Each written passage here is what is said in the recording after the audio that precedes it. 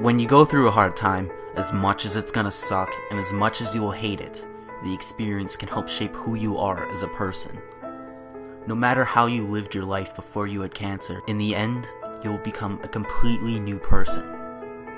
Before my diagnosis with cancer, I loved hanging out with my friends like anyone else would. But when I got cancer, very few of my friends ever came to see me in the hospital to see how I was doing, and they never really talked to me about it at school either. However, I did have a few friends who were with me from the start of my treatments to the very finish. One day, one of my friends came to see me. Needless to say, he was devastated to see me the way I was since we were really good friends. The next day, he came back and brought his GameCube in a game called Super Smash Bros., a game me and my friends play all the time.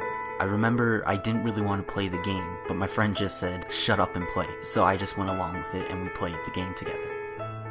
My friend coming to the hospital that day and making me play that game even though I didn't want to, did a lot more than he thought it would. After that day, I started to play more video games, watch more movies, more anime, pretty much anything to get my mind off of the chemotherapy. Closer to the end of my treatment, I started to realize who I really was as a person. I realized that I loved playing video games, watching anime, watching movies, and even making short films with my friends. Doing things like this was something I rarely did with my old group of friends. But this is what I do now. I play any type of game with my new group of friends, I go to anime conventions with them, we make silly videos together, and I love it.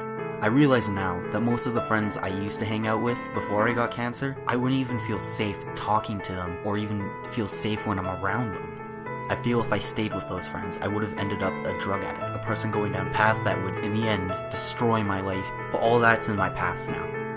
When my friend came to bring Smash Bros. And forced me to play with him, that day opened the door to my future, a future I am proud to be in. I discovered the real me. Can you discover the real you through your treatments?